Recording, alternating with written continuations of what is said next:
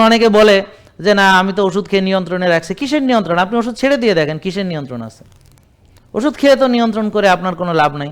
বিনা ওষুধে যদি প্রেশার নিয়ন্ত্রণ থাকে, বিনা ওষুধে যদি ডায়াবেটিস নিয়ন্ত্রণ থাকে, হ্যাঁ, তাহলে না আপনি ঠিক লাইনে আছেন।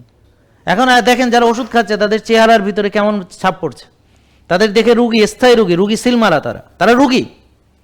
একটা সুস্থ লোক তার চলাফেরা, কথাবার্তা, আচার আচরণ সব কিছু আলাদা।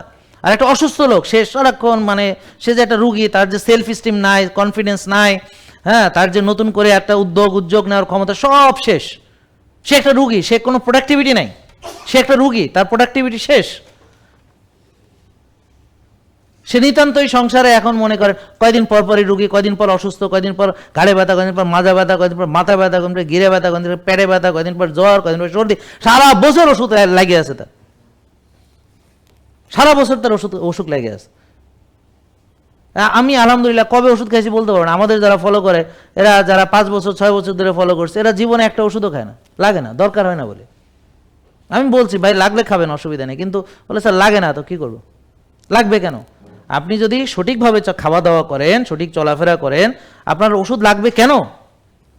ওষুধ লাগে কেন? লাগে হচ্ছে আমি যখন খাওয়া দাওয়া ভুল করি, যখন আমি ব্যায়াম করি না, যখন আমি রাত জাগি, যখন টেনশন করি, নিজের যত্ন নিই না, নিজের প্রতি অবহেলা করি, নিজেকে গঠন করি না, নিজেকে ধ্বংস করি, আমরা শক্তির চর্চা করি না, অলসতার চর্চা করি, বিলাসিতার চর্চা করি, টেনশনের চর্চা করি, রাত জাগার চর্চা করি, অনিয়মের চর্চা করি, নিজেকে ধ্বংস করার চর্চা করি, অতিরিক্ত খাদ্য গ্রহণ করি এবং সব খাবার খাই প্রসেসড, আল্ট্রা প্রসেসড, ভেজাল, হ্যাঁ, সেগুলো খাই। কম দামে খুঁজি, বেশি খাবো, কম দামে বেশি খাবো, কম দামে বেশি খাবো, কম দামে বেশি খাবো, কম দামে খাবো এতগুলা খাবো, কম দামে খাবো এতগুলা খাবো, কম দামে খাবো। সস্তা মন মানসিকতা তৈরি হয়েছে, সস্তা খাবার খাইতে খাইতে নিজেকে মনে হচ্ছে কম দামি, আমি একটা কম দামি জিনিস। তা আমার গাড়িতে কম দামি তেল ঢুকাবো, ভেজাল তেল ঢুকাবো, আমার গাড়িটার দাম নাই, অথচ নিজের গাড়ি যেটা অরিজিনাল সেটাতে ভালো তেল খুঁজে, ভালো মোবিল খুঁজে। ওর বাবা ইঞ্জিন ঠিক থাকবে না, তোমার ইঞ্জিন ঠিক থাকবে? তোমার এটা ইঞ্জিন না তো, খালি গাড়ির ইঞ্জিন।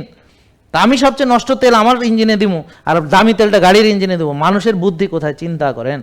তো এই হলো আমাদের বুদ্ধি। তো এখন আমাদের কপালে ওষুধ আছে না তো কি আছে? ওষুধ আছে, অপারেশন আছে, বুঝতে পারছেন, রিং আছে, এগুলাই আছে, বুক ফাড়া আছে, কলিজা কাটা আছে, এগুলোই আমাদের আছে।